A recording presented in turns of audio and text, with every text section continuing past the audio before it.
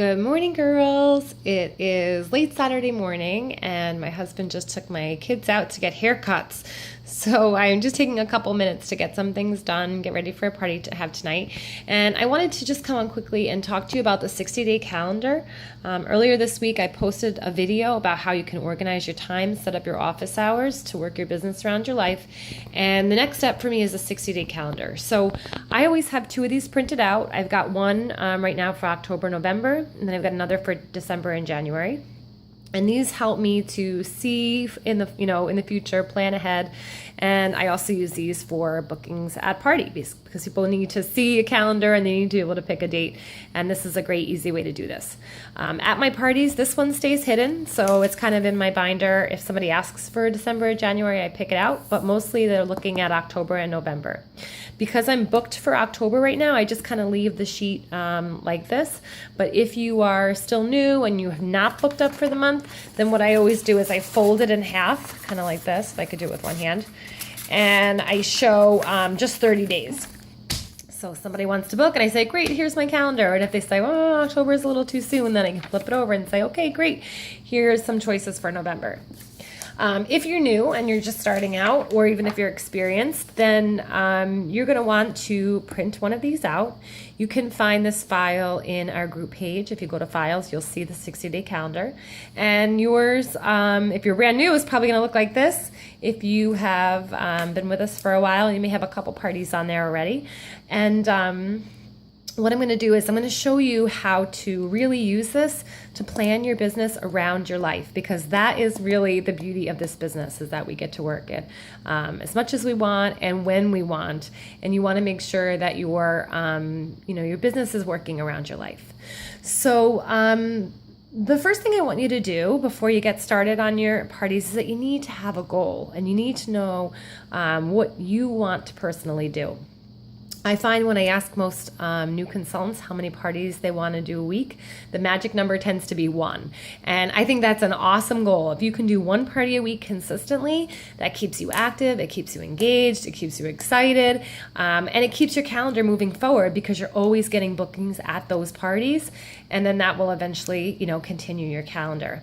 Doing 1 party a week with an average of about $500 parties, sales would be about $2,000 in sales a month, which is roughly about $500 or $600 that you're earning in cash a month. And that's considering that you probably have a couple little reorders in there. And if you just, take some time to really think about what that money would do for you or your family. The thing that motivated me when I first got into direct sales was making that kind of money. I really just expected to do like 150, 200. And when I made $500 my first month, I was blown away. And we're real big David Ramsey fans, so I was really into like the debt snowball, and I wanted to pay off my student loans and my car loan, and I actually made a spreadsheet, and I said, if I could put $500 more towards this loan, how quickly can I pay it off? And I showed month by month, and then when that one was paid off, we went to the next one, and that motivated me. I really wanted to do that 1 party a week. So that's how I built my calendar. So I'm just going to go with that as an example. I'm going to show you how to do that. So the first thing you want to do is you want to X off any dates that you do not want to work, either because you have personal commitments or maybe you just don't want to work them. So say, for example, today is the 22nd. Say that you have something going on the 28th. And you really want to go pumpkin picking with your family on the 29th. So you X that off, and you're looking at your calendar and you say, you know what, I really don't have much going on the 12th. I'm going to book that date. So when I'm trying to book a date within 2 weeks, what I like to do is give an extra little incentive. I'm just going to get my cap off my highlighter here. Okay, and I usually like to offer a little extra incentive if the booking is within 2 to 3 weeks time period, which is kind of soon. You can definitely book them that quickly, but it's a little bit harder to get them more quickly than it is to get them further out.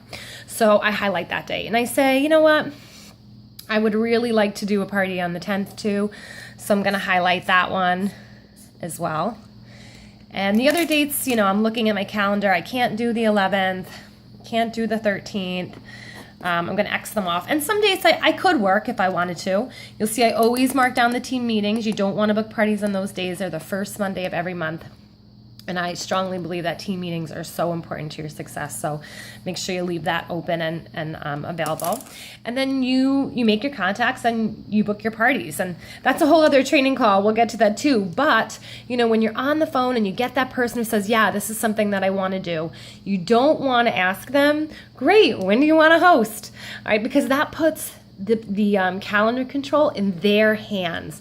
You want to put it in your hands. So if you're on the phone with them and they're not looking at the calendar, you can say, great, I've got Wednesday, November 2nd open. Does that work for you? I could also do, the 3rd. And then that gives them a choice. And maybe she'll say, I was looking for something a little bit later in the month. And you say, okay, great. Well, what about Thursday the 10th? And she says, sure, I'm free then. Great. So I'm going to I'll put in just that. I'll put in Sue booked, and we ask what time does she want to start. I usually do 6:30 or 7 on a weeknight. She says 6:30. I said, great, 6:30 to 8:30. So we have an end time. 2 hours is really all you need. Now I've got my booking for that 1 week. Now I'm making my contacts, and I call about 10 people, and then I get another yes. That's about the average. Ask every 10 people that you ask, you're going to get a yes. So she says, yes, great. I think that sounds awesome. Okay, so again, I'm going to say this week I'm a little more flexible. So I say, all right, is there a day of the week that works best for you? She says, I like to do Saturdays. Great. I've got November 19th available. How does that sound?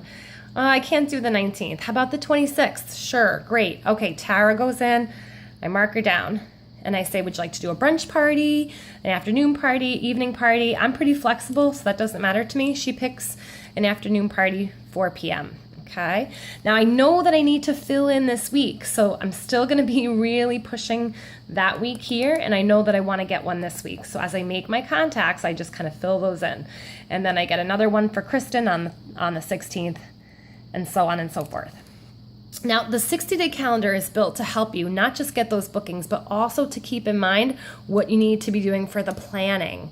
So on my sheet, for example, right here, what I'm working on this morning, right after I'm done with this video, is hostess packets. So I can look ahead to November, because these ladies right here, I'm doing their parties. I'm kind of finishing up the last minute things, but all these ladies here need hostess packets. They need an explanation of what the hostess packet is. We need to make sure they're sending out their invitations. We need to make sure they understand the hostess plan. And we just need to get them excited about their party and what's going to happen at their party, and them earning lots of free stuff. So I'm going to be sending out hostess packets to these ladies, the 18th, the 19th through the 30th. I'm doing them all, just within the next 20 minutes, and they're going out in the mail, and then I'm done with hostess packets for November. So I like to do the hostess packets either every week. I usually do them on Sundays, and then my husband gets to mail them out on Mondays. So I do that, and I just kind of look through, and I look to the next month. I like to do the hostess packets about 4 to 6 weeks, because it makes for an easy planning period, stress-free for me and for them. And if anything comes up where I send out a hostess packet, and maybe they, start going MIA, and you're wondering if they went into the witness protection program, then, I check in on them a couple times, and if I'm not hearing back, then I can rebook that date.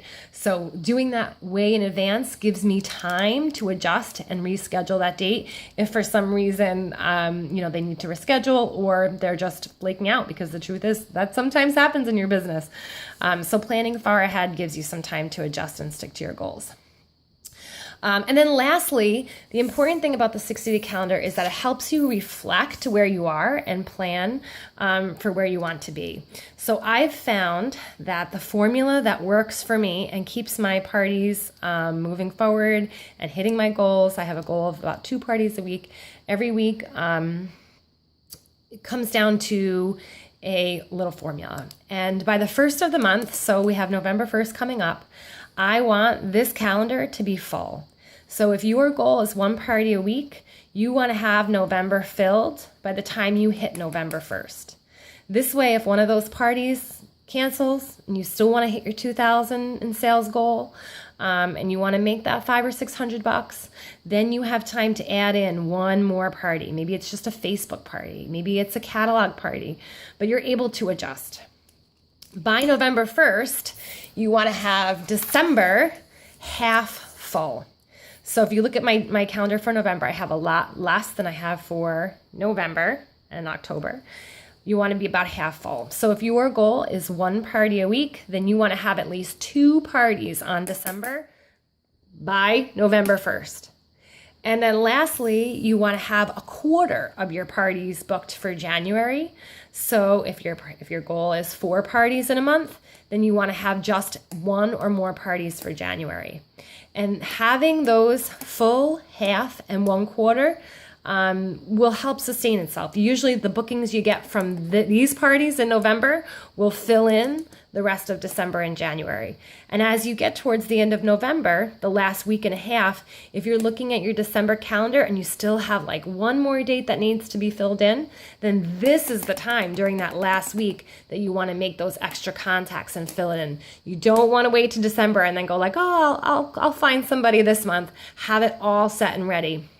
And this really helps for stress-free planning and a business that runs itself, which is what you want. It's very rare that I have to make booking calls anymore. This formula, the full, the half, and the quarter, really tends to just perpetuate itself. So this was a little longer than I expected, girls. If you're sticking with me so long, thank you. I hope you guys are having an awesome weekend, and I will talk to you soon. Take care. Bye.